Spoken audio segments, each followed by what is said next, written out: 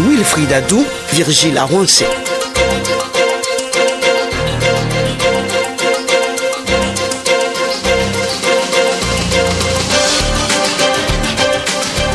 Madame, Monsieur, merci de renouveler votre fidélité au grand rendez-vous, le service après-vente hebdomadaire de l'actualité sociopolitique sur Soleil FM. Nous sommes au numéro 161 de ce programme et comme chaque dimanche, vous avez eu une fois encore raison de nous choisir. Virgile Arouansé, bonjour. Bonjour Wilfried Adou, bonjour à tous. Alors Virgile, pendant longtemps, il s'est fait désirer à plusieurs reprises. Nous avions fait des pieds et des mains pour le convier à ce rendez-vous, mais il avait toujours réussi à nous filer entre les doigts.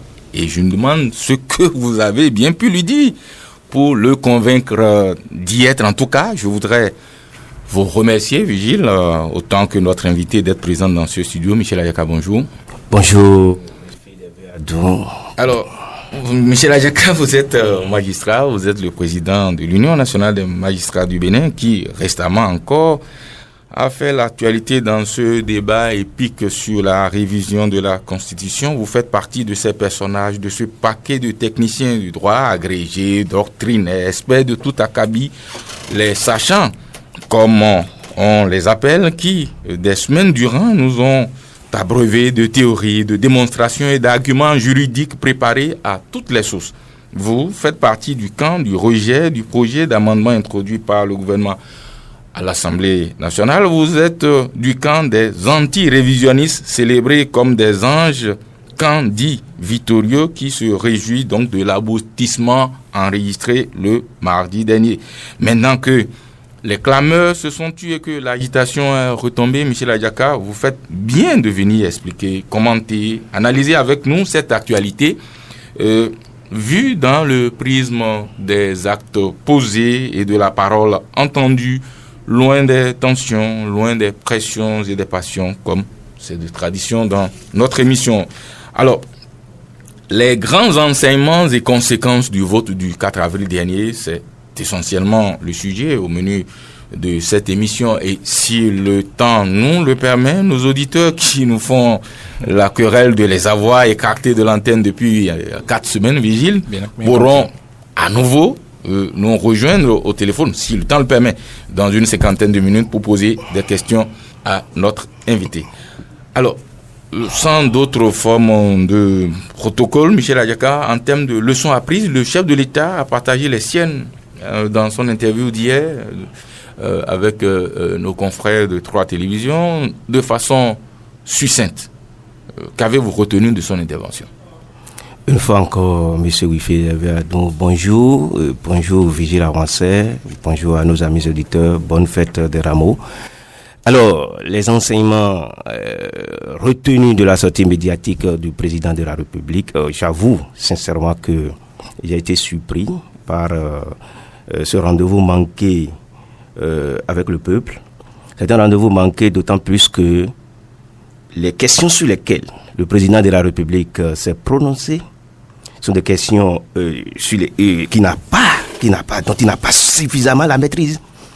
J'ai l'impression d'avoir écouté un président de la République qui a récité une leçon mal apprise, d'autant plus que les questions d'inamovibilité et d'autres paramètres qui ont conduit les magistrats dans cette bataille de révision de la Constitution, j'ai été déçu de savoir que le président de la République n'en a pas une connaissance approfondie. Et c'est regrettable pour notre pays. Le chef de l'État aurait pu nous épargner de cette sortie médiatique. Pourquoi voulez-vous que le président de la République ait une connaissance approfondie du droit alors qu'il est homme d'affaires et qu'il n'est pas juriste? C'est pas son métier, M. Ayaka. Après avoir écouté le chef de l'État hier, j'ai compris que le poste de président de la République, la fonction présidentielle, ne communique pas à son occupant des talents exceptionnels. Si vous n'êtes pas juriste, ce n'est pas lorsque vous êtes devenu président de la République que vous allez le devenir.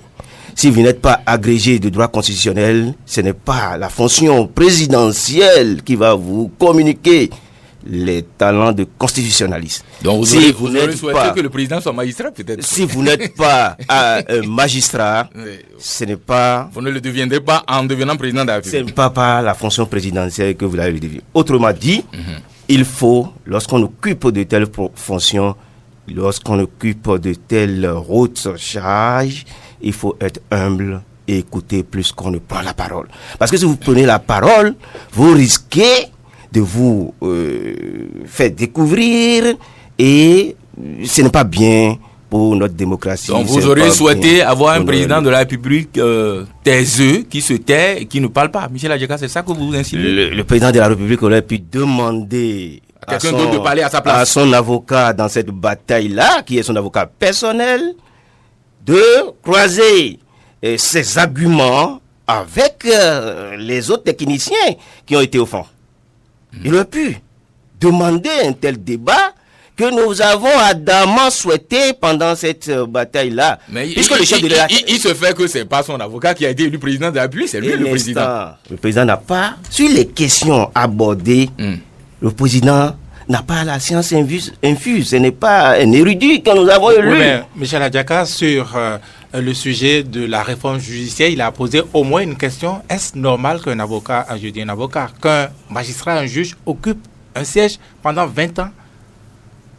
C'est regrettable. C'est regrettable parce que, voilà... Qu'est-ce qui est regrettable? Tu lui as posé la question? Non. C'est regrettable, d'autant plus que si la justice n'était pas indépendante, je l'ai dit, je le répète, le président Talon ne peut pas affronter le président Yahi Boni et obtenir une décision de non-lieu. C'est regrettable d'autant plus que c'est celui-là qui a bénéficié des vertus d'une justice indépendante qui s'érige en bourreau de cette justice-là. Aucun magistrat à Cotonou n'a capitalisé 20 ans de service. Très bien. Vous C'est faites bien de poser la question parce que vérité je que compte de le dire. Attendez, je Depuis comptais un vous poser la instant, question. Wilfried Hervé-Adou, c'est moi l'invité. Oui, bien sûr, bien sûr. donc, Mais je comptais vous poser une question. Non, pour allons- me permettre de parler allons sur pas la ça, question de Vigile. Oui. Quelle est, votre compréhension de la question de l'inamovibilité du juge? Puisque le président a donné la sienne, sa compréhension hier. Même si vous me criblez des questions, je vais commencer par Non, vous ne pas de questions. On en a suffisamment pour tenir. Non, je vais commencer Parce qu'il y a longtemps quand même qu'on vous attendait. je vais commencer par celle de Vigile. D'accord. Vigile dit, est-ce que c'est normal que des magistrats pendant 20 ans soient au même poste? Je dis, c'est une contre-vérité de dire que un magistrat à Cotonou est en train de faire 20 ans. Le plus ancien parmi nous à Cotonou n'a que 11 ans. Curieusement, c'est lui qui a été consulté par le garde des Sceaux pour être à Cotonou pendant des années encore, en tant que président du tribunal. C'est votre humble serviteur qui a demandé, lors des travaux de mutation des magistrats, d'intégrer la mobilité. Parce qu'un magistrat qui reste au poste pendant longtemps devient un roi telé, un roi, et il est connu de tout le monde. Surtout à Cotonou, il est connu des avocats et il ne peut plus convenablement dire le droit. Il faut qu'il accepte d'évoluer. Mais alors, où est le problème si vous avez fait cette proposition Alors, et que le président va dans ce sens? Un instant. Lorsque cette proposition a été faite, le CSM l'a récupérée et a intégré dans le tableau de bord d'affectation des magistrats, avec l'actuel garde des Sceaux, bien entendu, comme critère la mobilité, puisque l'INAMAB en a fait son cheval de bataille. La mobilité, 2 ans pour les paquetiers, 3 ans pour les juges. Et nous sommes allés loin au niveau du bureau exécutif de l'INAMAB pour demander que les postes soient soumis à appel à candidature entre magistrats. C'est que le garde des Sceaux a fini par entériner. Il a pris un arrêté dans ce sens. Et donc je ne vois pas où se pose le problème de la mobilité au point où le chef de l'État et son garde des Sceaux soient obligés de se retirer et pour sortir ce projet calamiteux qui porte atteinte dangereusement à un principe universellement consacré, le principe de l'indépendance du juge, dont l'un des corollaires est Mais le principe de là, l'inamovibilité. je ne vous suis pas très bien, Michel Adjaka. Vous avez dit que dans la commission, c'est vous qui avez fait cette proposition de la question de la mobilité. Pas du tout. Cette question n'a même pas été abordée en commission. La question de C'était résolu avant la commission. C'était résolu avant la commission. Bien entendu. Donc l'idée est venue de vous. Le président de la République le prend en compte et ça transparaît dans le projet. Ça devait vous réjouir, non? Non, on n'en a pas besoin. Oh, mais est-ce que c'est de figurer dans la Constitution que c'est un problème? C'est même pas, on n'en a pas besoin. On n'a pas besoin de mettre ça dans la Constitution. Il y a la loi portant statut de la magistrature, il y a la loi qui régit le Conseil supérieur de la magistrature.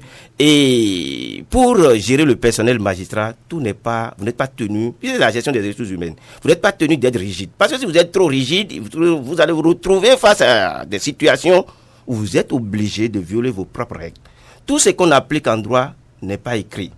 Alors, si on parle de magistrats qui s'éternisent au tribunal de première instance de première classe de Cotonou, qui en font même un titre foncier, c'est parce qu'on vise des gens.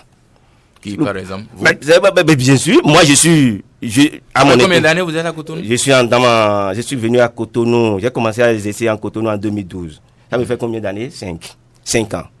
Mais j'ai été le magistrat... Vous n'êtes pas concerné, vous n'avez pas Non, c'est bien. J'ai été le magistrat le plus consulté par l'ensemble des gardes des Sceaux réunis.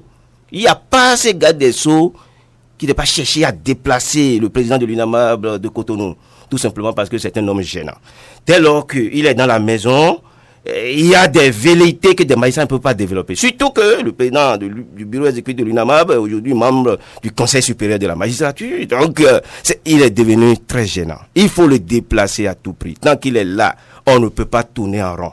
Puisque, si vous croyez à ces vertus de mobilité, vous ne pouvez pas consulter quelqu'un qui a déjà bouclé plus de 11 ans à Cotonou pour continuer pendant peut-être 5 ans encore.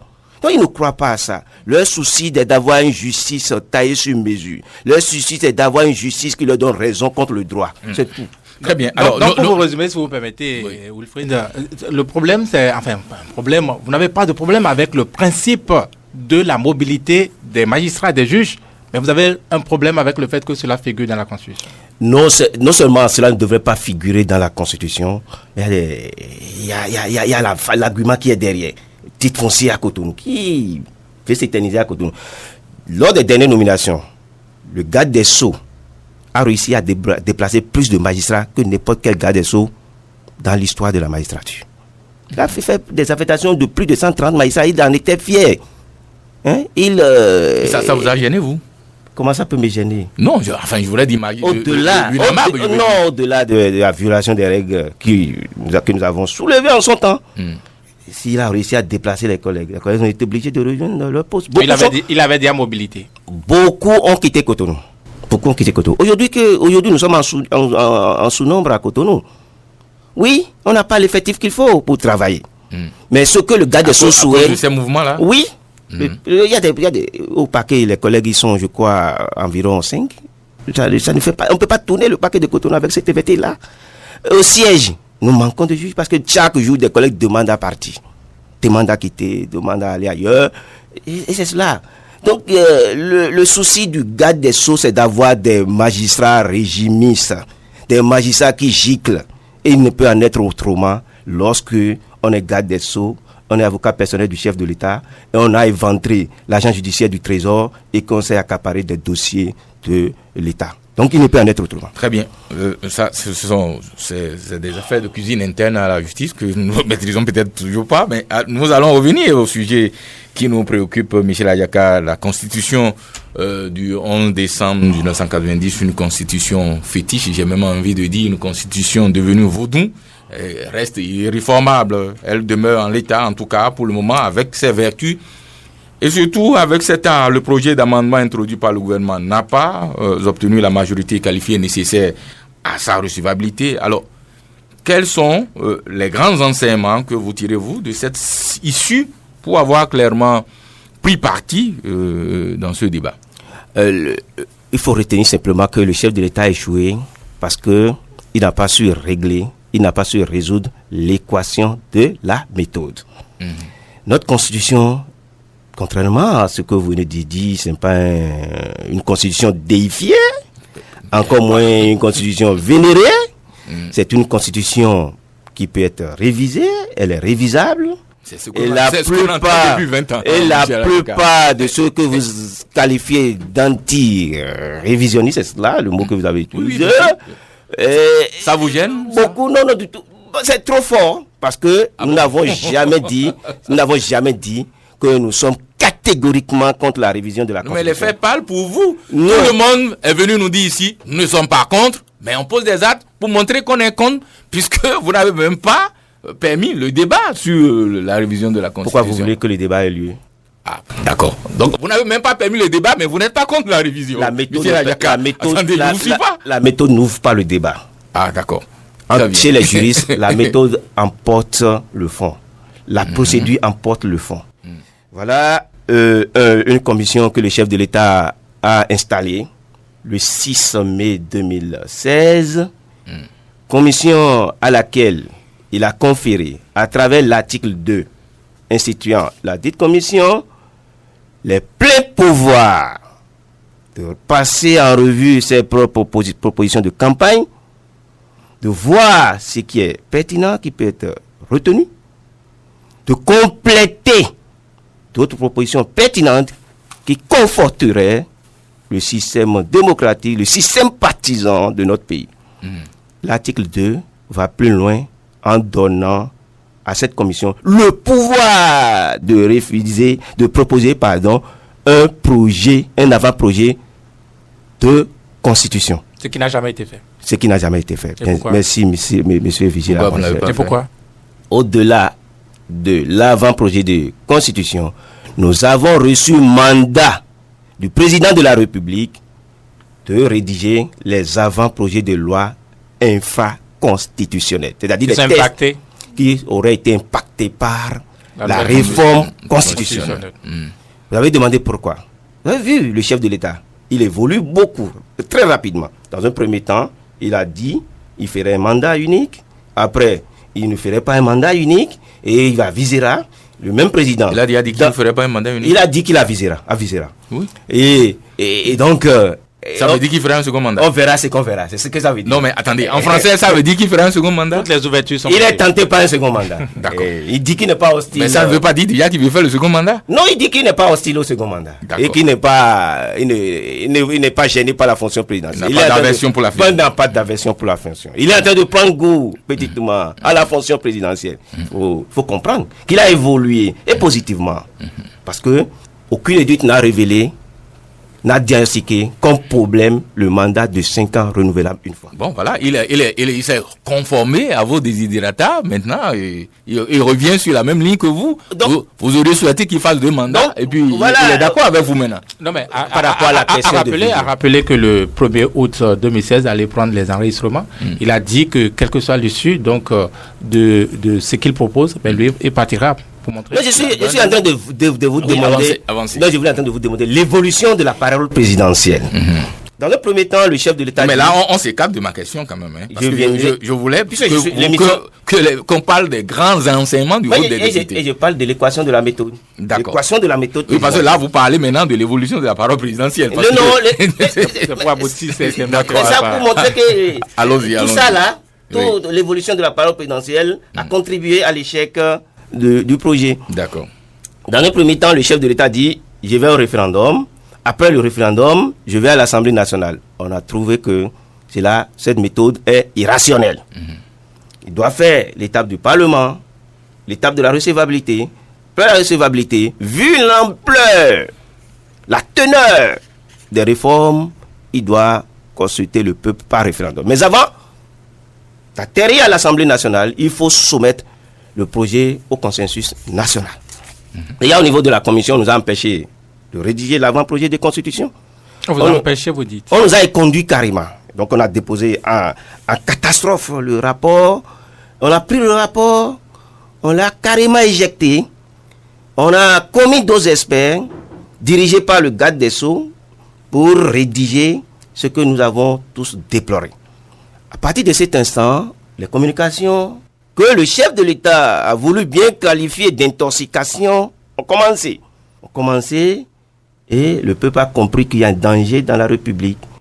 Les députés, contrairement à leur méthode de travail, qui consiste dans un premier temps à faire l'appropriation des textes qui leur paraissent obscurs ont choisi la méthode d'aller consulter leur base pour revenir dire ce qu'ils n'ont pas entendu et passer au vote malgré l'irrecevabilité congénitale du projet.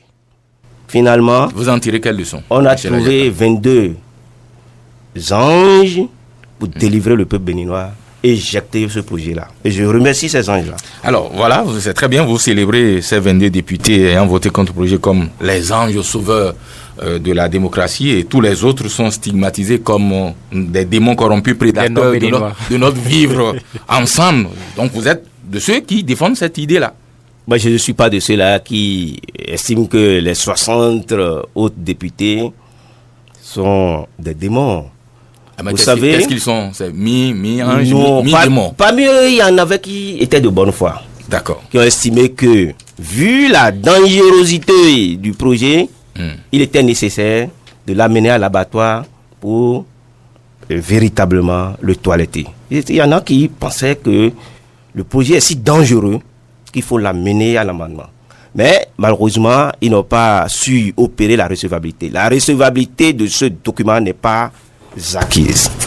D'accord. Alors, Michel Ayaka, dans ce débat qui est suspendu pour le moment, ou peut-être définitivement, à en croire ce que le chef de l'État a dit hier, j'ai eu la chance de lire certains de vos posts où vous semblez reprocher au projet du gouvernement le peu de pouvoir qu'il octroie aux magistrats, ou le moins de pouvoir, enfin, le trop de pouvoir qu'il leur arrache, si je m'exprime bien. Mais quand on observe que du pouvoir que vous détenez déjà, vous donnez l'impression d'abuser vos autres magistrats, ceux qui craignent de vous donner trop de pouvoir n'ont-ils pas quelque part raison? En quoi s'explique l'abus?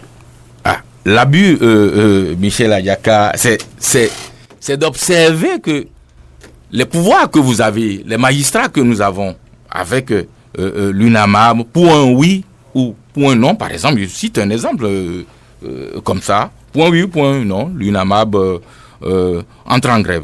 Mais... Et sur le cas d'espèce, je voudrais, puisque vous êtes là, que vous m'expliquez franchement, quelle est la logique qui sous-tend une grève que vous déclenchez pour littéralement empêcher les députés d'opiner sur un projet de loi et donc d'exercer leurs prérogatives constitutionnelles. Merci, monsieur. C'est quelle est la logique qui sous-tend la dernière grève de l'INAMAB? Enfin, personnellement, je n'ai pas compris. Et puisque vous êtes là, je voudrais comprendre. Vous posez plusieurs questions à la fois sans vous en rendre compte. D'accord. Faites la synthèse et répondez. Faites la synthèse et répondez. C'est l'expression d'avoir accumulé trop de questions concernant Michel Ayaka. Alors, qu'est-ce qui est... On estime que les magistrats abusent de leur pouvoir. Partons de là. Les magistrats dans la République sont les rares fonctionnaires de l'État ou agents publics qui ont une responsabilité rigoureuse. Déjà, nous ne sommes pas nombreux, mais c'est dans nos rangs qu'il y a plus de radiation. Vous êtes combien? Ah bon? Vous en avez compté combien ces dernières années? Oui, mais la dernière radiation en date, c'est sous le président Yahya Boni en 2015. C'est vraiment ce qui est connu. C'est vraiment ce qui est connu. Dans le dossier dit des frais de justice criminelle, nous avons 25 magistrats qui ont été radiés. C'était une première et cela remonte bien loin déjà. Bien loin déjà, 2003. C'est pas si loin. Non, c'est pas 2003. La radiation est intervenue, je crois, autour des années 2012-2011. Ça, le processus a abouti. Voilà. Cela, aujourd'hui, empêche les juridictions de fonctionner convenablement. Au même moment, les financiers qui avaient été poursuivis au même titre que les magistrats, ils ont repris service et ont été admis à faire valoir leur droit à la retraite. Donc, l'abus du magistrat est encadré par sa responsabilité qui est très lourde. Le CSM, le Conseil supérieur de la magistrature, ne fait pas de cadeau aux magistrats. Cela étant dit, je ne comprends pas que ce soit sous le président Patrice Talon qu'on parle d'abus du pouvoir de magistrat. Je peux comprendre que tout autre citoyen béninois embouche cette trompette, mais je ne peux pas comprendre que ce soit le président Le président dit que vous abusez de vos pouvoirs. Mais ce que vous dites là, c'est de l'écurie présidentielle. Ah oui? Que, oui, vous ne faites que relayer cela. Parce que cela n'est étayé par aucune preuve. C'est des affirmations de cette nature-là que nous avons. Alors, qu'est-ce qui nous gêne au point de déclencher un mouvement de grève? L'inamovibilité, tel que c'est réglé quand vous prenez toutes les constitutions du monde, même les pays les plus hostiles au droit n'ont pas été aussi criminels envers le principe de l'inamovibilité. Ensuite, on dit lorsque le magistrat fait l'objet de poursuites, au niveau du CSM, on va réduire, nous sommes déjà à 12 au CSM, on va réduire ce nombre-là et il sera jugé en présence des représentants du gouvernement. Autrement dit, le chef de l'État ne veut plus être président du Conseil supérieur de la magistrature, mais son départ sera comblé, renforcé par un envahissement, une invasion de représentants du gouvernement. Autrement dit, le CSM sera plus que jamais politisé. Troisième grief, le président de la République, à travers son projet, s'est octroyé l'immunité des détentions et des gardes à vue. Il en a donné à ses ministres en fonction. Et ceux qui ne seraient plus membres du gouvernement. Il en a également attribué aux députés. Mais on ne comprend pas. En fonction. Est-ce que vous trouvez normal qu'un ministre en fonction soit mis en garde à vue? Mais j'espère que, monsieur Adnou, vous n'avez pas voyagé. Non, j'étais là. Vous n'avez pas été en exil aussi. Je pose la question. Non, vous n'avez pas été en exil. Je sais à quoi vous faites allusion, monsieur Michel Ayaka, mais je pose la question de savoir, est-ce que vous trouvez que c'est normal? Moi, je n'ai pas de sujet tabou. D'accord. Je n'ai pas de sujet tabou. On a gardé à vue l'ancien ministre Arras Oglele dans ce pays. On a gardé à vue le ministre Zizinowe. On a gardé à vue le ministre Soso Guntor. Donc c'est le premier exemple que vous prenez, Hans Oglele, il était ministre de l'Environnement à l'époque. Oui. On l'a gardé en vue 72 heures, il a été gardé à la brigade économique et financière. Oui. Et puis il sort de là, il retrouve son poste. Vous trouvez que ça c'est normal dans une république qu'on garde un ministre qui est en fonction, qu'on le garde à vue, et il sort de la garde à vue et il retrouve son poste? Est-ce que c'est convenable? Mais le fait de retrouver son poste imputable à qui? Non, mais attendez, je pose la question, est-ce que c'est convenable? On peut même le sortir de prison, le chef de l'État va le récupérer, le nommer. D'accord. Donc, moi, je ne vois pas où se trouve le problème. Nous avons fait ce que nous avons à faire, en le gardant à vue. Nous avons un obstacle d'irriment, un obstacle juridique insurmontable, érigé comme un mur infranchissable. L'autorisation de poursuite par l'Assemblée nationale, la mise en accusation aux 2 tiers et par la suite la haute cour de justice. D'accord. Au niveau de la commission des réformes, après analyse de ce passé gênant, de ce passé promoteur de la corruption, la sous-commission dédiée aux réformes judiciaires, que j'ai eu l'insigne honneur de présider, a proposé que le ministre désormais fasse l'objet de poursuites comme tout citoyen de droit commun. Pourquoi? Tout simplement parce que les complices de ces ministres que nous avons cités ont fait la prison. Au même moment où ces complices auditionnés et interrogés par le juge d'instruction désignent, visiblement, le ministre, vous n'êtes pas en mesure, juge, d'écouter le ministre. Donc il y a un traitement inéquitable. L'inégalité des citoyens devant la loi, ce n'est pas normal. Très bien. Alors, non, c'est pas normal. Et on n'a pas fini. D'accord. Allez-y rapidement, on va changer de sujet. Le danger de ce que le chef de l'État propose, c'est que le temps de l'instruction, les gens ont déjà pris leurs jambes à leur cou, ils ont disparu. Là, ils les trouvent où? Les gens, il y en a qui sont professionnels de la fuite dans ce pays. Ils vont fuir. Et c'est pas bizarre que ce soit un avocat personnel du chef de l'État qui nous propose cela. D'accord. Donc c'est une mesure pour favoriser la fuite des corrompus. Okay. Un corrompu ne peut pas recevoir meilleur traitement qu'un voleur de moutons. Très bien. Michel Ayaka, on ne va pas refaire le débat sur ce projet qui est déjà Non, ils vont faire le débat. Non, c'est pas utile. Pour désintoxiquer et déparasiter nos compatriotes. Oui, d'accord. Ils le sont déjà, puisque le débat a été vidé. On l'a fait 1 mois dans ce studio. Ce projet a été rejeté. Pour moi, journaliste, ça ne fait plus l'actualité. Non, vous avez cherché à savoir pourquoi. Oui, d'accord. Nous avons déclenché un mouvement de grève. Très bien. Parce que vous êtes déjà servi. Oui. Suffisamment déjà. Vous avez donné des éléments. Mais ce que je ne comprends pas, Michel Adjaka, c'est que l'idée de la grève même de l'INABAB, vous n'avez pas expliqué. Vous expliquez pourquoi. Oui. Vous allez en grève.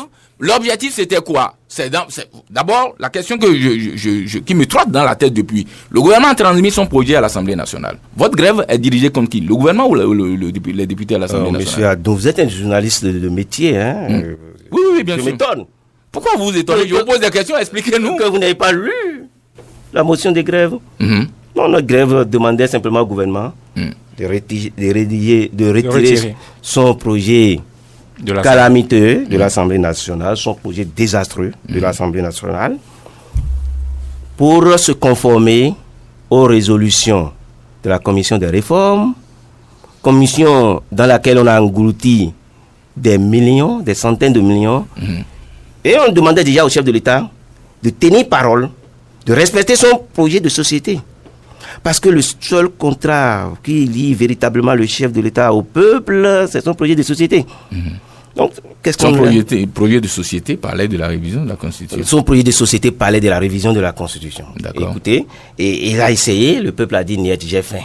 Donc, il a compris le message. Vous faites partie surtout de ceux qui ont défendu cet argument que je trouve quand même curieux. Et donc, le peuple a faim. Donc, quand le peuple a faim, on ne réforme pas. C'est pas moi qui ai cassé les gens.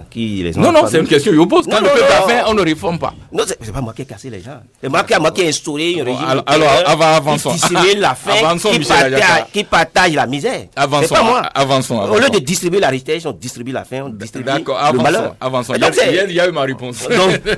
Au niveau de l'Assemblée générale de l'Union nationale des magistrats du Bénin, nous avons été tellement consternés que finalement, on n'aura plus de citoyens impliqués dans le fait de corruption. Alors, quand je parle d'abus, Michel Adjaka, je viens. Imaginez que tous les corps de métier dont les amendements portés par le gouvernement ont touché le fonctionnement, je ne sais pas trop quoi, se mettent en grève. Mais est-ce qu'on ne va pas friser l'anarchie un peu? Est-ce que vous ne pouvez pas savoir que cela était mon souhait? Ah, c'était l'anarchie. Non, ce n'est pas l'anarchie. La grève générale. Mais pourquoi pas? Pourquoi pas? Quand vous avez un président de la République qui ne veut écouter personne, qui dit qu'il veut discuter avec les députés. Mais qu'est-ce qui gêne dans ce qu'on lui a proposé au niveau de la commission de réforme? C'est seulement le mandat unique. Si on sortait le mandat unique des propositions de la commission de réforme, tout passait. Sans aucune difficulté. J'espère que vous avez souvenance qu'au sorti de cette commission, aucun membre n'a remis en cause les résultats. La parole est devenue libre à partir du moment où le mois de mars est devenu un mois de révision de la Constitution et qu'on a demandé la révision au forceps, la révision à vive allure, la révision en session extraordinaire et en procédure d'urgence. Tout le monde a compris qu'on veut assommer le peuple. Mais pas fini, on a tout compris. On a compris que la révision était un prétexte pour travailler à un second mandat.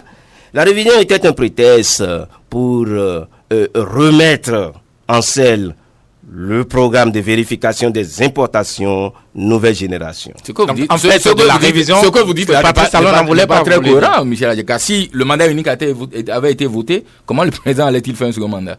Non, mais il savait qu'il n'allait pas y arriver. Ah bon? Vu la méthode adoptée. Déjà, au niveau de la commission des réformes, il y a des gens qui ont réservé la parole libre. Qui ont dit, si on ne faisait pas conformément à l'économie des débats, ils allaient prendre la parole pour expliquer à ce peuple ce qui est indiqué, ce qui est intéressant. Ben, ils l'ont fait largement. Mais ils l'ont fait abondamment. Bon, Vigile. Non, je demandais donc... Un instant, Vigile. Oui. Donc pour nous, au niveau de la magistrature, ce projet vise à consacrer un déni du pouvoir de juger certaines personnes dans la République. Ce qui n'est pas concevable et acceptable. Alors, dans un pays démocratique, on travaille à l'élimination des privilèges. Je sais, Michel Adjaka, que vous avez des griefs qui ressemblent à l'Himalaya contre ce projet, mais malgré votre grève, parce que cette grève, moi, m'a posé un problème, et je reviens dessus, malgré votre grève, c'est pas l'UMABAN qui finalement a réglé le problème, c'est les députés qui ont finalement voté. Ou bien c'est vous qui les avez fait voter. Tout est cohérent. Ah, c'est cohérent. Quand on parle de rapport de force, vous ne pouvez pas savoir. Donc c'est votre grève qui a finalement orienté les députés dans ce sens. Mais il y a un rapport de force qui a été instauré. Il y a un rapport de force. Nous avons sonné la mobilisation. Et quand la touche est sur l'esplanade de l'Assemblée nationale, quelque chose de grave se passe toujours. Ah bon? La touche ne sort pas comme ça. Donc la touche, c'est un fétiche? C'est plus qu'un fétiche. D'accord. Quand vous la voyez vent debout contre l'Assemblée nationale, il faut savoir que quelque chose allait se passer. D'accord. Notre marche, c'est au soir de notre marche. Je crois que nous avions marché le 27 mars 2017 contre l'Assemblée nationale. Le soir même, le ministre de la Défense, qui n'est pas n'importe qui, dans l'écurie présidentielle, a déposé sa démission. Donc c'est vous qui avez motivé sa démission? Non, ça peut être innocent, anodin, mais pour un combattant comme moi, il faut célébrer cette coïncidence. Donc, au niveau de l'aspect structure présidentielle, nous avons réussi à frapper fort. Au-delà de cela, vous avez observé, à RFI, toutes les radios internationales se sont intéressées à la situation du Bénin. Tout le monde a compris que le président de la République a voulu militariser, muscler ses prérogatives, et il a été surpris par les magistrats. Très bien. Et donc, mais Michel Adjaka, dans ce débat qui s'est achevé, l'une des constances auxquelles on a assisté, qu'on a noté, c'est que ceux qui émettaient des avis, et surtout les spécialistes du droit, dont certains tenaient des positions beaucoup plus, à mon avis, politiques que techniques, se sont comportés comme si la Cour constitutionnelle, elle aussi, serait indigne de confiance, puisqu'il n'accorde pas un gramme aux députés. Est-ce que vous comptez parmi ceux qui pensent que la haute juridiction serait indigne de confiance? Monsieur Adon, si la Cour constitutionnelle avait été saisie, peut-être que nous aurions déposé les armes. Mais avant qu'on soit au niveau de la Cour constitutionnelle, il faut mener le combat palier par palier. Ne sont pas encore au niveau de la Cour constitutionnelle. Et nous n'avons jamais dénié aux députés leur pouvoir de faire des amendements. Qu'est-ce que vous leur déniez? Non, rien du tout. Nous avons simplement dit au peuple béninois nos griefs, partager nos griefs contre ce projet. Et finalement, le peuple a compris, s'est mobilisé pour défendre sa constitution. Quand vous le dites, le peuple a compris, s'est mobilisé. Est-ce que c'est le peuple de Cotonou qui s'est mobilisé contre le projet, ou c'est tout le peuple du Bénin? Les députés qui sont allés au nord, qui sont venus du nord, qu'est-ce qu'ils vous ont dit? Qu'ils ne peuvent pas trahir leurs électeurs. Donc dans les tréfonds, dans les coins les plus reculés de notre pays, le message a été bien perçu. Le message a été bien compris. Qu'il faut barrer la route à tête révision, intéressée, personnalisée et opportuniste. Alors, Michel Adjaka, est-ce que finalement, les motivations de ce vote, parce que c'est normal, vous en glorifiez, c'est la lutte de l'UNAMAB qui a donné ce résultat, c'est bien normal, mais est-ce que les motivations du vote ne sont pas ailleurs, n'est-ce pas plus un vote d'émotion que de raison, un vote qui, comme certains le disent, cache de petits jeux politiciens teintés de règlements de compte sur fond de billets de banque? Merci, monsieur Adou. Je ne suis pas dans l'économie de distribution des billets de banque. Donc ça on va en parler. Il y a une partie réservée. On va parler. Vous êtes très à cheval sur cette question. On va parler des billets de banque, ceux qui ont fait la nuit, ceux qui ont obligé les députés à aller vers leur base. Vous savez, la méthode même au niveau de l'Assemblée nationale me paraît suspecte. Voilà un document qui arrive.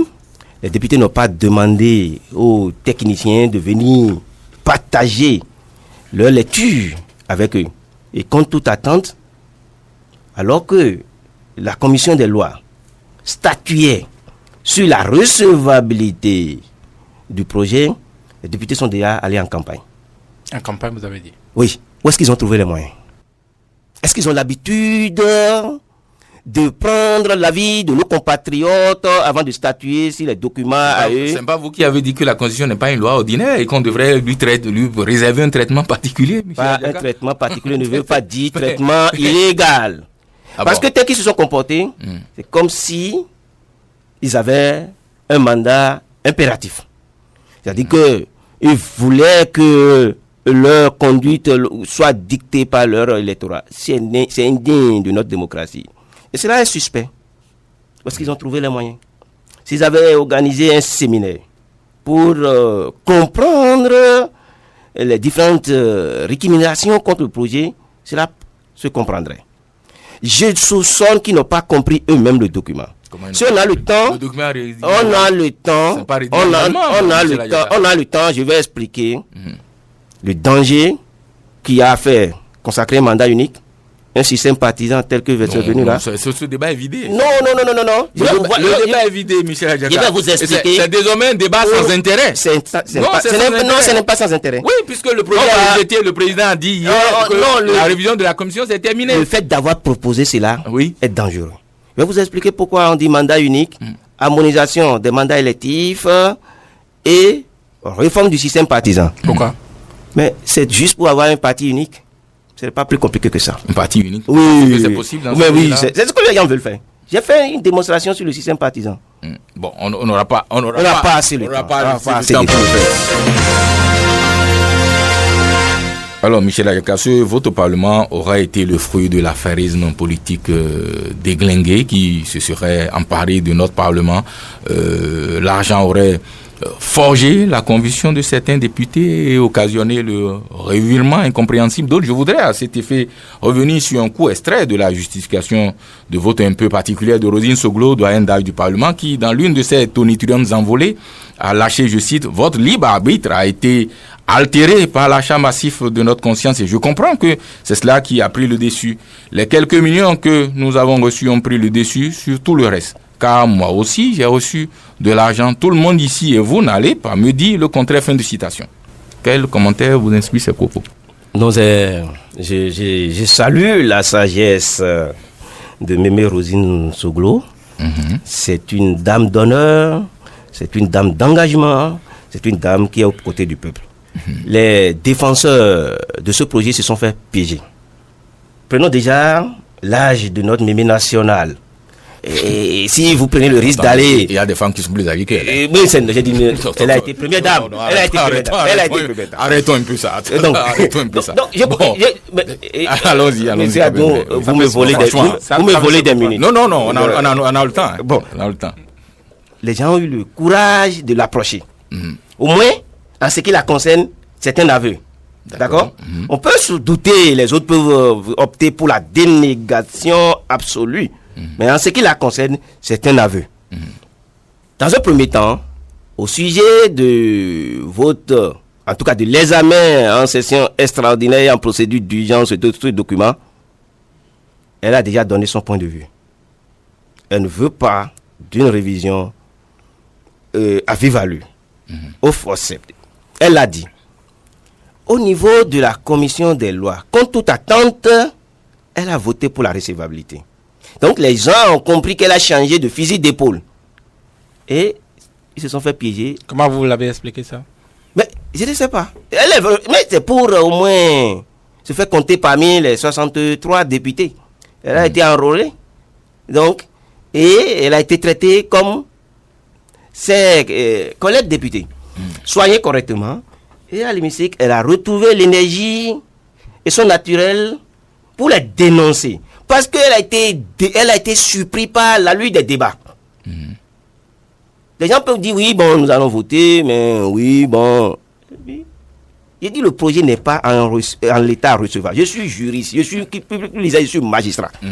Parce que la recevabilité de ce document n'est pas acquise. Parce que si vous, au niveau de la commission des lois, il y a tout de même le mandat unique qui viole l'article 6 de la loi organique portant recours au référendum.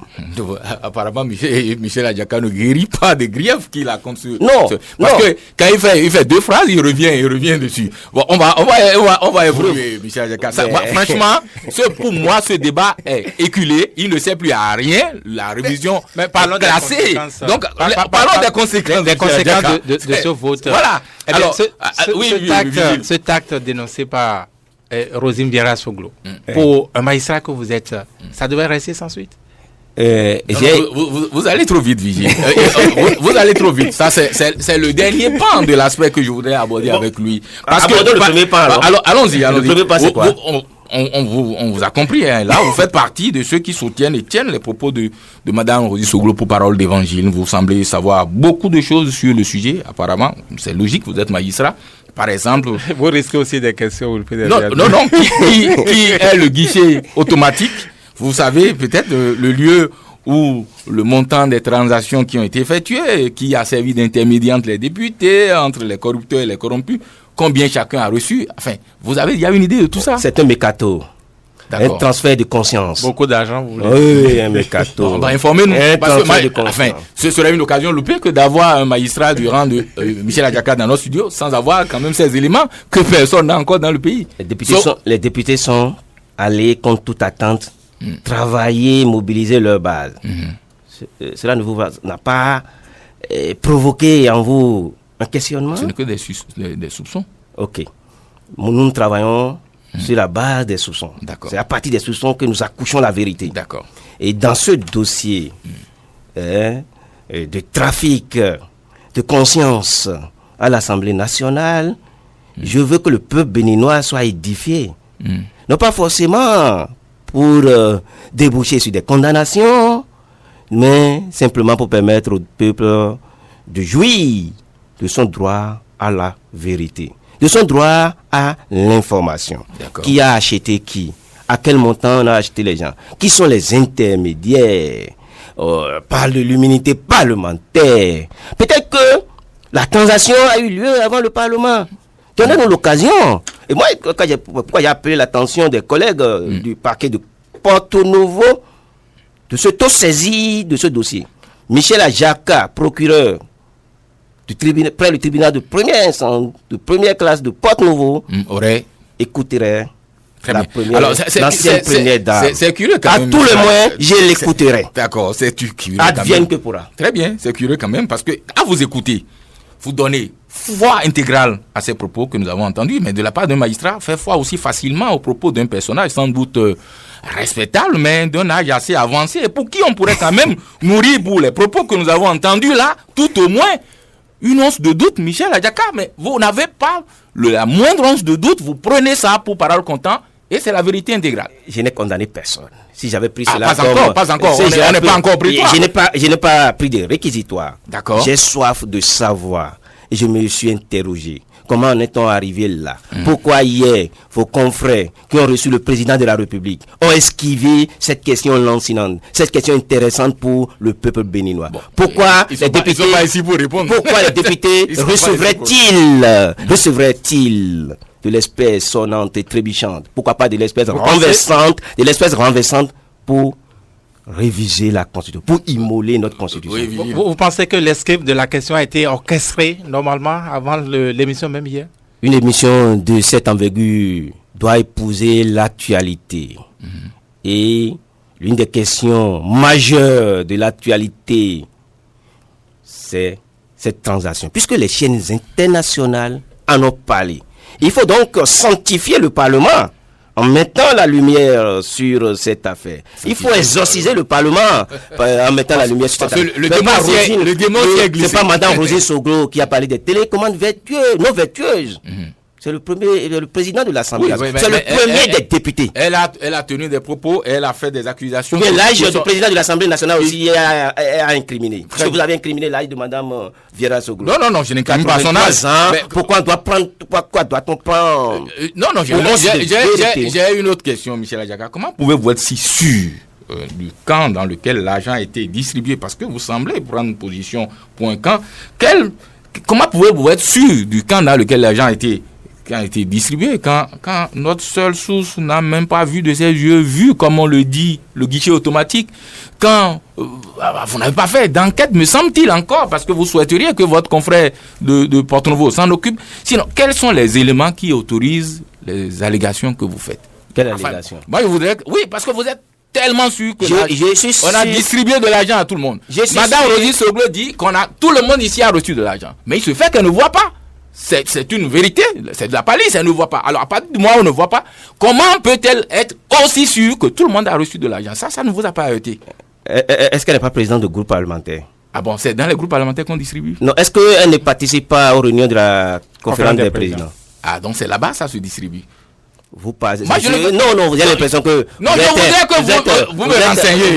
Vous êtes étranger au couloir de l'Assemblée nationale. Ah non, j'ai jamais couvert le Parlement. Bon, j'ai pas eu ce privilège. C'est les vigiles qui couvrent le Parlement. Oui, il en sait. Oui, je ne suis pas un journaliste parlementaire. Donc voilà. Donc vous posez des questions d'un non-journaliste parlementaire. Tout à fait. Vous avez l'excuse de poser ces questions-là. Tous les Béninois ne sont pas à l'Assemblée nationale. Non, et c'est pour eux que je vous pose des questions. Les Béninois ont compris. Ah, ils ont compris. Ils ont compris la manœuvre, ils ont compris ce qui a dû se passer. Le camp.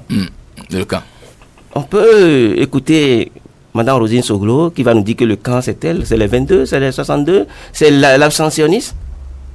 Il y a 3 camps là maintenant. Enfin, deux, résumons à 2. Non, 3 camps. Résumons à 2 clairement, parce que l'abstentionniste a fait la même chose que ceux qui ont dit non. Donc, personne n'est dupe. Personne n'est dupe. Alors, allons-y. Aurait-on tort, à votre avis, Michel Ayaka, aurait-on tort de penser que le projet, par exemple, chacun pose ces questions. Est-ce qu'on aurait tort de penser à ça? On peut aussi se poser la question de savoir, est-ce qu'il n'y a pas de doublon? C'est-à-dire que est-ce que les gens n'ont pas reçu 2 fois? De tous les camps. Ah oui, c'est bien possible. C'est bien possible. Il y a des questions. Ah, mais ça, je n'y avais pas pensé. Il y a des questions qui taraudent. Oui, mais mettons-nous à la fin du jeu. Oui. Si c'est finalement tous les 83 députés, mettons, qui sont corrompus, on fait quoi? Qui ont pris de part et d'autre, par exemple. Oui. Non, selon les sources. Non, mais vous voyez que est-ce que la justice irait jusqu'à prendre les 83 députés? Non. C'est le meilleur qui soit souhaité, non? La justice fasse son travail jusqu'au bout. Qui a pris un franc soit puni aussi. C'est mon souhait, à moi. Ça ne me gêne pas du tout. Parce que je suis magistrat. Si c'était un magistrat, j'ai posé la question quelque part. Il dit, par rapport à un dossier aussi majeur, qui engage la vie de toute une nation, qui engage la vie de ceux qui, aujourd'hui, sont là, la vie de nos enfants, la vie de nos arrière-enfants. S'il y a des gens qui ont eu le courage, en tout cas, de se faire acheter, est-ce qu'on ne peut pas aussi avoir le courage opposé d'aller plus loin, aussi loin que possible avec eux? Parce que c'est trop facile ça. Si c'est des magistrats qui avaient opéré de cette manière, mais vous aurez trouvé des députés les renvoyés dans les cordes. Le président de la République dit oui, c'est des ripoux, c'est des gens à vomir, c'est des gens qui ne sont pas dignes de la République. Sur Yahi Boni, Yahi disait bien ça. Mais le discours de Yahi, à plusieurs reprises a dit le corps des magistrats est corrompu. Le discours du président Yahi Boni, de l'ancien président Yahi Boni, a l'avantage de tout révéler, d'être sincère. C'est-à-dire que Yahi, quand il se fâche contre les magistrats, il dit tout. Mais ici, même si on ne dit pas tout, vous allez constater les actes. C'est plus dangereux. Quoi, c'est dangereux? C'est 2 méthodes différentes? Non, c'est dangereux. C'est dangereux. Il y a pas talon. Non, c'est dangereux. C'est dangereux en ceci que de grandes personnalités ont fait la garde à vue dans ce pays. Et voilà, des gens qui subitement trouvent que non, on ne peut pas les mettre en garde à vue. Ils sont des super privilégiés, des justiciables super privilégiés dans la République, alors qu'ils ont siphonné à hauteur de plusieurs milliards au fond. Et vous avez publié beaucoup de documents. Vous avez publié beaucoup. Non, je ne dis pas que c'est ceux-là qui sont actuellement là. Mais s'ils ont eu le courage. Donc là, il faut avoir le sens du détail. Non, s'ils ont eu le courage de vouloir constitutionnaliser l'immunité. Vous les soupçonnez de vouloir couvrir leurs arrières. Mais qui ne se reproche rien, ne peut prendre... Mais Patrice Talon disait hier qu'il travaillait pour le régime à venir, son successeur. Mais qui se préoccupe de son régime, qui laisse son successeur, qui ne connaît pas encore. Et donc, son successeur peut choisir, faire l'option de faire la lumière sur sa gestion. Donc, il le laisse tranquille. Et il va venir. Très bien. Alors, le FONAC a sollicité auprès du président de l'Assemblée nationale une audience au fin d'échanger sur la déclaration de Mme Soglo. Et cette requête du FONAC, me semble-t-il, est inscrite à l'ordre du jour de la première session de l'année 2017. Il me démentira si je dis n'importe quoi. Bien sûr. Cette session s'ouvre demain, 10 avril. En lisant cette information, une question m'est rapidement passée à l'esprit et je vous la pose. Dans le cas où le corrupteur n'est pas connu, puisque c'est le cas d'espèce, nous nageons en pleine conjecture, nous spéculons, on ne sait pas qui est le corrupteur. Dans le cas donc où le corrupteur n'est pas connu, la loi permet-elle de poursuivre le corrompu qui est passé aux aveux en direct sur les antennes de radio émission? J'ai l'impression que vous posez une question orientée. Ah, comment ça? C'est une question comme les autres. Pourquoi c'est le corrompu qui vous préoccupe? Non. Alors que les deux sont... Mais ça peut être le début d'une piste, monsieur Ayaka. Si je dois parler comme un journaliste qui fait de l'investigation, c'est le début d'une piste. Alors que le corrompu et le corrupteur sont dignes d'être entendus par le juge. Oui, mais tout en attaquant peut-être le corrompu, on peut remonter au corrupteur, c'est possible. Par rapport à la démarche du FONAC. Oui, qu'est-ce que vous pensez de cette... Nous sommes dans une république organisée. Lorsqu'on est face à un aveu de cette importance, l'ONG FONAC doit disparaître. Ce n'est pas de son ressort. Ah bon, pourquoi? C'est du ressort de la justice de faire son boulot. Parce que nous avons là maintenant des dénonciations. Et nous avons, et c'est les députés qui nous ont d'ailleurs donné ce pouvoir-là, d'agir sur les dénonciations. Le procureur de la République est saisi sur plainte et dénonciation. D'accord. Nous avons des dénonciations. À partir de ces dénonciations, c'est la responsabilité de la justice béninoise qui est engagée et non celle d'une prétendue société civile. La société civile, c'est pas la société civile, ça pose un problème, ça. Vous savez ce que notre société civile est devenue. Qu'est-ce qu'elle est devenue? Dites-nous. Le premier responsable du FONAC, c'est qui? Mais c'est Jean-Baptiste Elias. Et qui est encore le président de l'ANC? C'est doublon, c'est cumul, on en a déjà assez. Que les gens se préoccupent de ce qu'ils ont à faire dans la République. Ce n'est pas de leur ressort. Ah, c'est incompatible en quoi? C'est incompatible de l'évoquer. Je ne veux pas rentrer dans ces détails. Pourquoi vous l'évoquez alors si vous ne voulez pas rentrer dans ce détail? Non, je ne veux pas rentrer dans ces détails. Je ne veux pas rentrer dans ces détails. C'est à lui de voir si il peut cumuler les deux fonctions. Mais les deux institutions... N'est-ce pas ceci qui a permis cela? Mais les deux institutions opèrent sur le même théâtre, Michel Ayaka. C'est la lutte contre la corruption ou bien c'est incompatible? Enfin, je ne comprends pas. Les deux institutions sont-elles concurrentes? Non, mais est-ce que c'est pas parce qu'il est... il est président du FONAC qui se retrouve à l'ANC. Comme d'autres? Président de l'UNAMAB, promu à d'autres responsabilités. Président de l'UNAMAB, vous siégez au Conseil supérieur de la magistrature? Non, mais c'est le Conseil supérieur de la magistrature. C'est toujours la magistrature. Oui, mais là-bas, c'est toujours la lutte contre la corruption. Ah non, c'est pareil? À des paliers divers. Comment ça? Ici, il ne s'agit pas d'une société civile. Il s'agit d'une institution de la République. Donc, on n'est plus dans la société civile. On n'est plus régi par la loi de 1901. Vous avez un problème contre la société civile, Michel? Non, on n'est plus dans la loi de 1901. Cette société civile a suffisamment trompé le peuple dans ce pays. Oui, mais il faisait pour qu'on ait le courage de la récuser. Elle a trompé le peuple en faisant quoi? Suffisamment. Voilà un débat sur la révision de la Constitution. Ils sont devenus subitement taiseux. On ne les voit plus. Ils ont disparu des radars. Heureusement que nous avons pris la relève. Heureusement que les magistrats sont là. Non, excusez-moi, mais l'UNAMAB était là. L'UNAMAB n'a-t-elle pas un rôle à jouer puisqu'elle fait partie quand même de cette affaire d'une manière ou d'une autre, si le procureur de Porte-Nouveau éventuellement n'agissait pas? Non, le collègue est devant une responsabilité historique. Il a démontré sa capacité par le passé à faire la lumière sur un certain nombre de dossiers.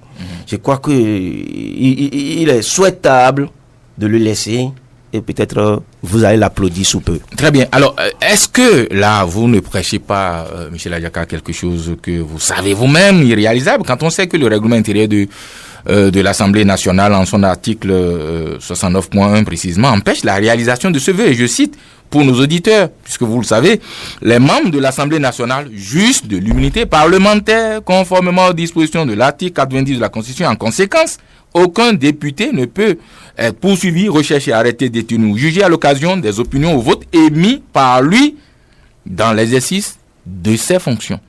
Opinion Opinion.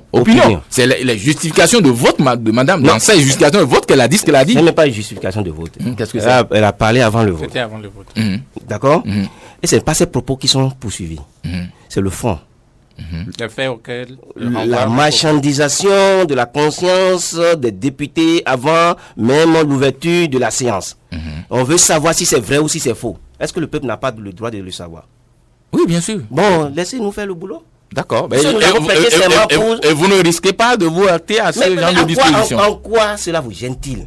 Non, ça ne me gêne pas. Je Qu'on pose la question, moi. rencontre des balises sur le terrain, sur notre chemin. En quoi cela vous gêne? D'accord, Est-ce que donc- l'immunité avait été prescrite pour ces gens de faire? Ah, moi, j'en sais Mais rien. lisez Et lui-même, c'est c'est pourquoi- du français. C'est pourquoi je pose la question à C'est Michel du Adjaka, lui, les magistrats. français. C'est du français. Un député qui dit publiquement qu'il a été entrepris et que ses collègues ont été entrepris. Mais laissez-nous faire notre boulot. Non, moi je vous empêche pas. Je pose la question de En savoir quoi- est-ce que en en faisant ce boulot, vous êtes sûr d'aller au terme de votre Qu'on n'aille démarche? pas au thème de Oui. notre démarche. Mm. Est-ce que c'est dangereux pour la République?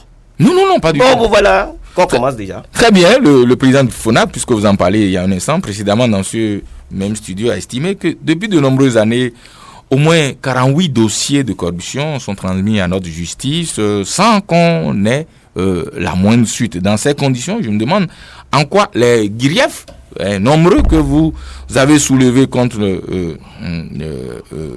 le projet d'amendement, ces griefs-là sont fondés parce que vous dites on veut nous empêcher de faire notre travail, de comment dit-on, de punir les corrompus. En fait, le travail qu'ils n'ont jamais fait. Voilà, un travail qu'on n'a jamais fait, à moins que vous n'ayez personnellement vous mis des gens comme ça en prison. Michel Adjaka. Monsieur Adon, vous savez que je réponds à des faits précis. D'accord. Je n'ai jamais fait le débat. Non, pas du tout. C'est pourquoi je suis très heureux que vous soyez dans ce studio aujourd'hui. Il aurait pu nommer les dossiers. Si, séance tenante, je ne suis pas en mesure d'apporter les réponses appropriées, j'irai fouiller et revenir vous dire ces dossiers ont il aurait pu les nommer. Mais Michel Adjaka, L'enveloppe, vous ne restez pas ici sans savoir aucun de ces 38 dossiers, non? L'enveloppe qu'il présente est irrecevable parce que elle n'est pas précise. Donc, vous pouvez me dire, voilà tel dossier, est-ce que vous avez évolué, où est-ce que vous en êtes? Bon, d'accord, prenons l'autre bout. Dans quel dossier vous avez pu évoluer, par exemple? Dans quel dossier n'avons-nous pas évolué? Non, allez-y. Mais on va dossier de grande corruption publique, de prédation de ressources publiques. Je suis heureux d'être en face de M. Adou, qui a publié beaucoup d'ouvrages sur cette question-là. Dans quel dossier n'avons-nous pas évolué? Il n'a jamais écrit que vous avez évolué dans un dossier. Non. Il a au moins fait la comptabilité des dossiers de corruption dans cette République depuis Kérékou, passant par Yahi. C'est tellement qu'il le fera. Des dossiers poussiéreux il le fera sous le président Yahi Boni. On avisera. De qui il est tombé subitement amoureux. Non, on avisera en temps opportun. Donc, il le fera. Il ne doit pas aviser cette fois-ci. Non, il doit aller jusqu'au bout. Non, tout le monde avise. 2021, tout le monde avisera. Non, on ne va pas aviser ici. Vous allez me faire aussi la liste. Au moins, ça permet de retenir notre conscience. Nous avons du boulot. Il faut que les collègues aient le courage de prendre vos ouvrages, de les lire, d'interpeller les gens. Parce que les crimes économiques sous nos cieux sont imprescriptibles. Non, même votre cadavre fait faire l'objet de détention. C'est ça qui fait peur aux gens. Cadavre de Mais oui, c'est ça qui fait peur aux gens. Les banques qui vont être remplies. Alors, Michel Adjaka, l'un de nos auditeurs qui se reconnaîtra m'a prié de vous poser la question suivante. Comment se définit Michel Adjaka, un militant défenseur des droits de l'homme, un lanceur d'alerte, un syndicaliste politicien ou alors un futur politicien? Michel Adjaka est un citoyen avant d'être magistrat. Et donc, en tant que citoyen, tout ce qui dérange la République, tout ce qui attaque la République, Michel Adjaka, en tant que citoyen, ne doit pas en être indifférent. D'accord? Ça, c'est la première réponse. Deuxième réponse, en tant que magistrat. Simplement magistrat. Tout ce qui touche la justice, en tant que magistrat, Michel Adjaka doit s'ériger en combattant, doit s'ériger en vigile, doit s'ériger en Saint-Michel pour faire le combat qui s'impose. en tant que président du bureau exécutif de l'Union nationale des magistrats du Bénin, Michel Adjaka doit indiquer la conduite. En tant que général, il doit indiquer la voie à suivre. Et c'est ce que nous faisons depuis Yahi, le président Yahi. Nous sommes en train de le faire sous le président Talon. Et bientôt, je vais passer le témoin à l'un de mes collègues. Bon, vous êtes en fin de mandat déjà? Bientôt, je vais finir en 2018. On va vous regretter, M. Adjaka. Et je souhaite vivement on va vous regretter, franchement. Que le combat se poursuive. Mais quand je vais retrouver mes attributs de citoyen, lambda et de magistrat tout court, je ferai le combat autrement. Est-ce qu'un magistrat est un citoyen lambda? Oui, c'est un citoyen lambda. Il n'a pas de privilège de détention. Il ne peut pas, pas justiciable au cours de justice. Il ne fait pas l'objet de la détention. Il ne fait pas l'objet des 2 tiers fois 2. Vous voyez, c'est ça. Un citoyen lambda. D'accord. Oui, alors, si les dénonciations à l'Assemblée nationale, le trafic de conscience, aurait été un magistrat, on l'aurait mis déjà en garde à vue. D'accord. Pour nous, on l'aurait déjà fait. Alors, de votre définition que vous venez de donner, je retiens que Michel Adjaka est un défenseur des citoyens. Des pauvres. Des pauvres. De la justice. Ah ben, vous avez du boulot parce qu'il y en a beaucoup dans le pays. Oui. Vous avez du boulot, il y en a beaucoup dans le pays. Mais dans ce cas, si vous êtes le défenseur des citoyens et des pauvres, est-ce que l'UNABAB serait plus une association de défenseurs des citoyens qu'un syndicat de magistrats? Les combats que j'ai menés ici, c'est d'abord l'UNAMAB en tant qu'association de défense des intérêts des magistrats. Les décisions ont été toujours prises en Assemblée générale. D'accord. Pas souvent par acclamation. Ce que beaucoup ne comprennent même pas. Comment des magistrats peuvent accepter de se mettre en grève illimitée. Et tous les magistrats, là, s'associent aux décisions en Assemblée générale. Vous avez eu... Non, je pose la question. Mais vous avez eu des gens qui vous ont dit qu'ils ne sont pas associés. Non, je veux savoir. La question me paraît... Non, mais ça, vous savez, me paraît bizarre. Elle n'est pas bizarre. Dans cette émission, on ne pose que des questions généralement bizarres. Je vous l'ai dit dans la bande-annonce qui a annoncé votre arrivée ici, les questions sont sans tabou. Oui, on les pose sans tabou. Est-ce que vous avez entendu? On vous les pose comme ça, nous arrive. Est-ce que c'est même Aïssa se plaint de ce que... Non, pas du tout. C'est la démocratie qui règne en maître. D'accord. La démocratie qui règne en maître.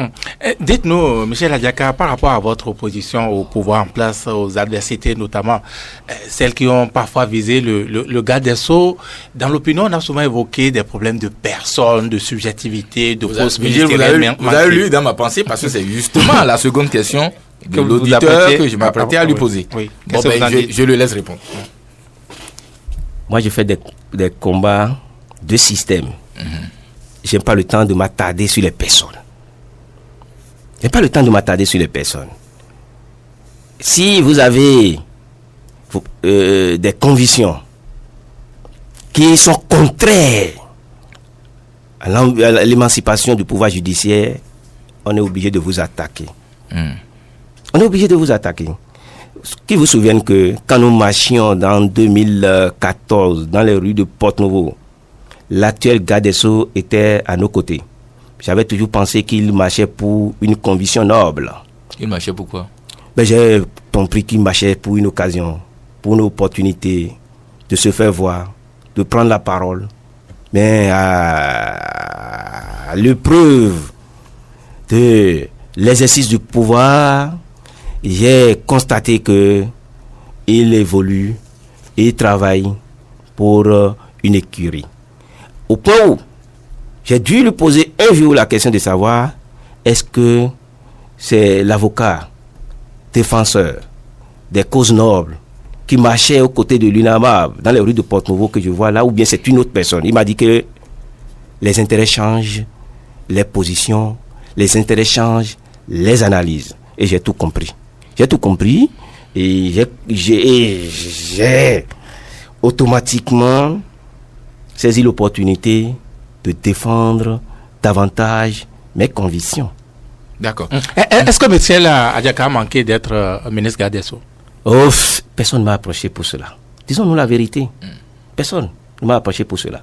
Et si j'avais été approché, j'allais chercher à savoir... Vous aurez dit non peut-être? Non, j'allais chercher à savoir ce qu'on met dans la fonction du garde des Sceaux sous la rupture. Qu'est-ce qu'on mène ça change là, selon le régime? Ce que le chef de l'État a proposé pour le secteur de la justice, curieusement, c'est mes idées que j'ai fait publier dans une parution en octobre 2015 dans un quotidien de la place.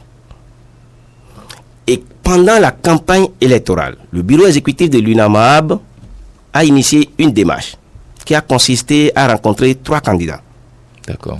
Dans un premier temps, celui qui est arrivé en tête, l'ancien Premier ministre Lionel Zinsou. Ensuite, celui qui est arrivé en deuxième position, sans savoir qu'ils allaient occuper dans cette position. Ensuite, le président Patrick Talon et enfin le candidat Adjavan. Juste pour leur expliquer que nous avons suffisamment souffert sous le président Yahi Boni, qui violait littéralement, qui ne voulait pas exécuter les décisions de justice, et que nous souhaitons, cette fois-ci, que celui qui sera élu puisse traiter autrement la justice. Nous avons été surpris par l'ouverture du front, de la bataille, à l'occasion de cette affaire de football, où le garde des Sceaux est venu ici dire qu'un juge d'instruction ne peut même pas exécuter un mandat d'arrêt sans passer par le parquet. Et ces propos contrastent avec les dispositions du Code de procédure pénale en ses articles 14 et 44. Je m'apprêtais à exercer mon droit de réponse sur aux antennes quand j'ai compris que Soleil FM ne mérite pas que j'aille exercer un droit de réponse. Pourquoi Non, j'ai estimé qu'il faut laisser ce débat. Mais on vous aurait reçu. J'ai souhaité que ce débat puisse mourir de sa belle mort, parce qu'on a tout compris. D'accord. Alors, je vais peut-être repréciser la question de Vigie tout à l'heure, parce que, comme il le disait, il se susurre dans beaucoup sur les forats, que les positions jugées parfois outrancières que tient Michel Ayaka sur certains sujets se rapportant à la justice relèvent plus de querelles personnelles qu'il entretient avec Joseph Diogbenou, le garde des Sceaux, qu'autre chose. Puisque, dit-on, et ça c'est la question de l'auditeur, dans le domaine de la justice, aucune initiative du gouvernement dont il est le ministre de la Justice ne trouve grâce à vos yeux. Le gouvernement a même souhaité recruter 80 agents pour le compte de la justice, et là encore, vous avez sonné la charge. Pourquoi, Michel Ayaka? Ces questions-là sont des questions auxquelles j'ai déjà assez répondu. Vous me donnez l'occasion de les reprendre. Est-ce que Michel Ayaka a changé du président Yahi Boni au président Talon par rapport à ses convictions? Non. Vous n'avez pas voulu dire non, mais j'ai dit non. Non. Ici, c'est moi qui pose la question. J'ai dit non à votre place. Non, si vous posez. Donc, je fais un combat par rapport au test, je fais un combat par rapport au système. 80 auditeurs de justice, nous avons dit quoi? Le système de formation ne permet pas de prendre en compte 80 auditeurs de justice. On ne nous a jamais expliqué les mesures nouvelles qui permettront de former convenablement 80 auditeurs de justice. On ne nous a jamais expliqué cela. On a dit, 80 auditeurs de justice, et le gouvernement recrute, comme si le gouvernement a la latitude de recruter le nombre qu'il veut pour éventrer le corps. C'est un corps d'élite. Qui recrute normalement? Non, c'est un corps d'élite. Le recrutement se fait avec les magistrats qui forment et qui intègrent. C'est ce que prévoit les tests. Ben oui. C'est la formation est assurée à 80% par les magistrats. Les matières essentielles sont assurées par les magistrats. Et au Conseil supérieur de la magistrature, c'est les magistrats qui vous intègrent. C'est eux qui mènent l'enquête de moralité. C'est eux qui conduisent la procédure de bout en bout. Donc, ce n'est pas un corps où le pouvoir peut tourner en rond, faire ce qu'il veut. Ce qu'on ne comprend pas, Michel Ayaka, quand vous, tout à l'heure, vous étiez en train de donner vos explications, j'ai posé la question, vous n'avez pas répondu. Combien y a-t-il de magistrats dans notre pays? L'effectif varie. Parce que chaque 1er avril, 1er juillet, 1er octobre, 1er janvier, vous avez des départs à la retraite. Okay. Et il faut à chaque fois demander à la direction des ressources humaines ou au service des ressources humaines aujourd'hui de donner les statistiques. Donc, l'effectif tourne autour de 250. Donc, il faut qu'on actualise les données. L'effectif tourne autour de 250. Et nous avons effectivement besoin de ressources humaines. Mais de ressources humaines recruter. Oui, parce que vous avez tout le temps Non. réclamé les ressources humaines. Et quand le gouvernement dit nous allons recruter 80 personnes, c'est encore vous qui vous élevez comme ça. C'est là que... Mais est-ce que vous n'avez pas entendu ressources humaines de qualité? Retenez qualité. C'est important. Oui, mais les procédures, il y a peut-être deux moments à avoir dans cette affaire. Quand le gouvernement dit nous allons recruter, parce que même si les magistrats sont impliqués dans le recrutement, c'est pas les magistrats qui paient les nouveaux magistrats qu'on recrute. Donc c'est le gouvernement qui paie quand même. Est-ce que c'est le paiement qui importe ou bien alors, le travail à donc faire? ça fait une charge supplémentaire, mais après le recrutement, il y a d'autres procédures. Mais personne... Et c'est peut-être sur ces procédures-là que vous devriez peut-être agir, mais pas sur le recrutement. Non, personne ne pose la question du paiement.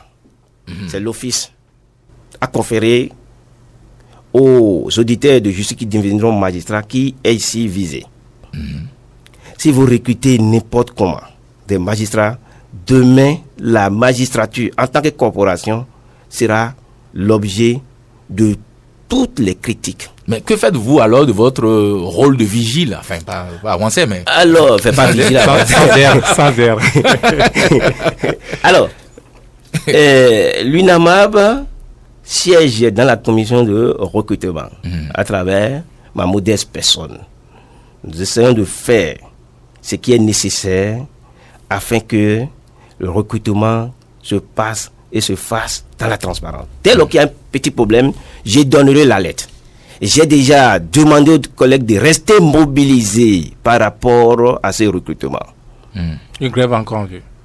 Pas forcément, mais nous allons nous donner les moyens de nous défendre par rapport à un recrutement fantaisiste et opportuniste de magistrats. Mais vous avez été toujours impliqué dans les procédures de recrutement de magistrats, non? C'est pour ça que... Nous avons toujours recruté 40. On vous a toujours recruté 40. 40. La capacité de formation de l'école nationale d'administration et de magistrature, c'est 40. Depuis 2003. Pourquoi est-ce qu'on ne recruterait pas 42 fois? Si la possibilité de prise en charge est 80, pourquoi est-ce que dans la démarche, on ne pourrait pas éclater Voilà. Bon. Ça, c'est encore très intéressant. Quand vous recrutez 40 d'un seul trait, le risque est grand que vous ayez des gens pas performants.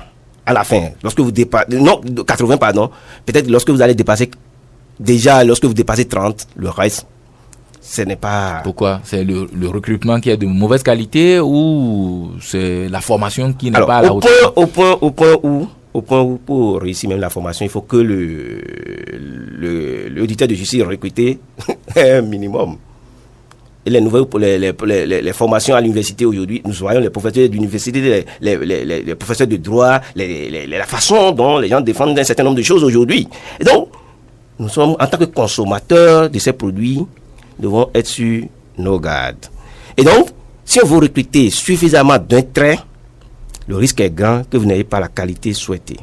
Si vous faites 40 fois 2, c'est encore plus intéressant. Ça fait tirage avec remise. C'est plus intéressant qu'un tirage d'un seul trait. Mais avant que la rupture ne s'installe, au niveau de la magistrature, les dispositions ont été prises. Même parfois, on n'a pas les 40. À plus forte raison, ce n'est pas facile d'avoir 80. Pourquoi? Il y a des notes éliminatoires. Lorsque vous avez moins de 7 sur 20 dans l'une des matières de composition, vous êtes éliminé d'office. Oui, mais votre rôle, ce serait de veiller à ce que tout ce que vous dites là soit respecté. Mais pas d'être contre le fait qu'on veut recruter 80 personnes. Donc c'est déjà là que le problème se trouve. Bon, l'épreuve, qui donne l'épreuve, c'est le garde des Sceaux. Et donc, si on ne reste pas vigilant, la volonté de recruter 40... Donc vous êtes en train d'insinuer que le garde des Sceaux va recruter des abrutis dans le code de la magistrature? Laissez-nous faire notre boulot, il nous revient de faire le sien. Chacun défend ce qu'il a à défendre. Non, mais concrètement, qui recrute les magistrats? C'est le garde des Sceaux ou l'UNAMAB? Mais pourquoi vous posez cette question? Oui, parce que à vous écouter, j'ai l'impression que finalement c'est l'UNAMAB. Ce que j'ai expliqué, vous ne voulez pas sortir de vos illusions. Non, je suis dans aucune illusion, Michel Ayaka. Qui vous ont été, qui vous ont été ingurgités. Personne m'a ingurgité, quoi que ce soit. Je vous ai dit. Je suis ici pour poser des questions. Non, je vous ai dit. Qui recrute les magistrats? C'est le garde des Sceaux. Vous avez déjà demandé qui paye. Je vous dis, Oui, c'est c'est l'État. l'État. Et je vous ai dit ce qui nous préoccupe, c'est la qualité du recrutement. Voilà. Et il ne vous revient pas de me dire où est-ce qu'il faut suivre la qualité du recrutement. Voilà, donc c'est dans le processus de recrutement que vous suivez la qualité. Mais la question que je pose, apparemment, vous ne m'avez pas compris. Vous ne m'avez pas compris. Si on fait des dénonciations en amont, en quoi vous êtes gêné? Non, vous ne m'avez pas compris. En quoi vous êtes gêné? Ce que je dis... Moi, je ne vois pas ce qui vous gêne là. Non, rien ne me gêne du tout. La question que je pose est celle-ci. Personne n'a dit qu'on ne recrute pas. Voilà. Alors, donc c'est sur ça qu'on ne se comprend Mais pas. c'est sur le nombre que la bataille a eu lieu. Le gouvernement dit, je veux recruter 80. Vous devrez être heureux. Mais vous devez dire, peut-être, voilà comment nous souhaiterons que vous procédez. Mais vous ne dites pas, bon, on est contre. Enfin, on a eu l'impression que vous étiez contre le recrutement de 80. Non, je vous ai dit que personne n'a été contre le recrutement. Très bien, mais voilà. Le chiffre 80 ne garantit pas la qualité. Bon, et vous avez dit vous-même, si on faisait 40 fois 2, voilà, c'est pas intéressant. Maintenant, donc, vous aurez pu poser le problème en septembre. Vous avez lu ma publication sur cette sortie ou impromptue, cette information que les gars des soirs a laissée sur les réseaux sociaux. Quelle information? Mais c'est lui qui a donné la lettre de 80. Avant même le conseil des ministres. Si déjà avant d'aller en conseil des ministres, un gars des soirs à mesure de dire ce qui allait s'y passer, à l'occasion d'un recrutement, souffrez qu'on soit sûr, nos gardes, ils recrutera des magistrats.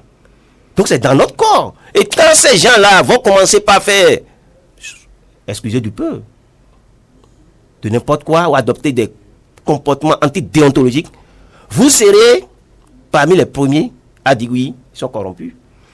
Oui, mais la situation actuelle de blocage, est-ce que ça arrange la justice? Quel blocage? Blocage de non-recrutement. Non, mais elle évolue.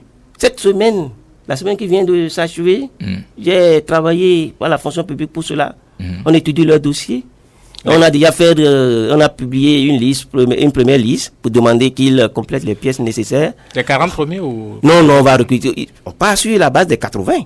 Donc on va publier encore la liste définitive sous peu pour dire voilà ce qu'ils pourront compétir. L'examen, les épreuves leur seront administrées probablement en mai. Et voilà. Alors, Michel Ayaka, est-ce que, avec votre activisme qu'on constate, vous ne visez pas... Ça vous intéresse, ce mot activisme? Oui, bien, votre activisme, oui. Est-ce que vous ne visez pas un jour de vous engager en politique? Je suis citoyen béninois, non? En quoi cela m'est défendu? Non, c'est une question que j'ai posée. Et ici, on pose des questions. J'ai l'impression, Michel Ayaka, que généralement ici, dans cette émission, on ne pose pas des questions pour faire plaisir aux gens. Alors, souffrez que je vous pose des questions qui ne vous fassent pas plaisir. C'est le mode de fonctionnement de cette émission. J'aviserai. Voilà. Vous aviserez en son temps. Oh, c'est la 16. J'aviserai. Aviser en son temps. Alors, dernière question. Le gouvernement dit prendre acte du vote des députés sur la révision de la Constitution et annonce vouloir se consacrer à d'autres priorités. Le chef de l'État lui-même, je crois avoir compris hier dans son intervention que la révision de la Constitution, en ce qui le concerne, c'est bien terminé. Oui. Alors, quelle suite entrevoyez-vous pour une probable révision de cette fameuse Constitution? Vous avez vu comment le chef de l'État a évolué. Je vous ai parlé de la parole présidentielle. Il a dit que c'est terminé à son niveau. Vous pouvez retrouver ce projet de loi sous forme de proposition de loi. Les députés ont pris l'habitude maintenant de transformer des projets de loi en propositions de loi. Vous en avez les preuves? Donc, vous avez trouvé peut-être cette affaire-là ou ce document sous forme de proposition de loi porté par des députés qui souhaiteront continuer l'étude du document. Le chef d'État va vous dire que, bon, puisqu'il dit désormais il va agir comme un homme politique, il a compris qu'il a une fonction politique, et donc il va s'en laver les mains, mais vous allez voir les députés désormais acharnés à réviser la Constitution. C'est une prédiction ou vous avez lu dans une boule de cristal? C'est une lecture futuriste. D'accord. Bon, très bien. Alors, très bien. Alors, quelques minutes encore. Oui, Vigile, vous avez une question peut-être? Non, pas vraiment. Voilà. Alors, quelques minutes encore pour boucler notre conversation. Elle est très intéressante, cette conversation avec Michel Ayaka. Il y a longtemps qu'on aurait souhaité ça à Vigile Awansé, mais malheureusement, nous allons devoir la conclure. Est-ce que vous voulez la conclure en quelques minutes? Nous avons fait les 1h30 déjà. Ah oui, déjà, le temps passe vite. À moins que vous ayez encore de réserves. Qu'est-ce qu'on n'a pas abordé, qu'on aurait pu aborder selon vous? Par exemple? Vous aurez pu me permettre de dire un mot sur les systèmes partisans. Non, on n'en aurait pas eu le temps. 90 minutes ne suffirait pas. Voilà. Non, bon. Parce que tout est lié, Alors, une question. Le cocktail Molotov. Peut-être pas à la manière dont vous la voulez, mais maintenant que la réforme de la Constitution a échoué, quelle devrait être la forme que devrait prendre la réforme du système partisan? Mais avec la charte des partis politiques, la loi portant charte des partis politiques, on peut réformer le système partisan. Toutes les mesures préconisées, mesures portées dans le projet de loi portant révision de la Constitution peuvent trouver allègrement leur place dans la loi portant charte. Sans violer la Constitution actuelle. Tout à fait. Très bien. Vous voulez conclure maintenant? Ou bien on tient ça pour la conclusion? On tient ça pour la conclusion. Mais non, je remercie Radio Soleil FM. Je remercie Vigile Awansé, Wilfried de Hervé Adon pour cet entretien. Et je dis chaque fois, que ce soit sous forme de proposition de loi ou de projet de loi, on va attaquer la Constitution de même ordre, j'irai toujours la défendre. Je serai parmi les premiers vigiles à sonner la mobilisation contre une révision opportuniste, une révision de corridor, une révision pour soigner l'intérêt personnel au détriment de l'intérêt général. Je serai toujours au front contre une telle démarche. J'ai été payé avec les sous du contribuable béninois et le peu que je connais du droit doit pouvoir servir le peuple béninois. C'est le sens de mon engagement. Je vous remercie. Très bien, Michel Ayaka, président du syndicat des magistrats, était notre invité pour le compte de cette édition du Grand Rendez-vous. Président Ayaka, merci d'être venu en direct éclairer l'actualité de vos opinions. Une fois encore, Vigile Awansé, nous n'avons pas pu recevoir nos auditeurs, tellement le débat était intéressant ici en studio, qui nous en excuse. Nous trouverons bien le moyen de nous rattraper un de ces jours. Vigile Awansé, Wilfried Adon, Mohamed Yamidi qui assurait la réalisation technique de ce programme, vous prie de continuer à nous rester fidèles. Rendez-vous dimanche prochain, même heure, même fréquence, avec de nouveaux invités, si Dieu le veut.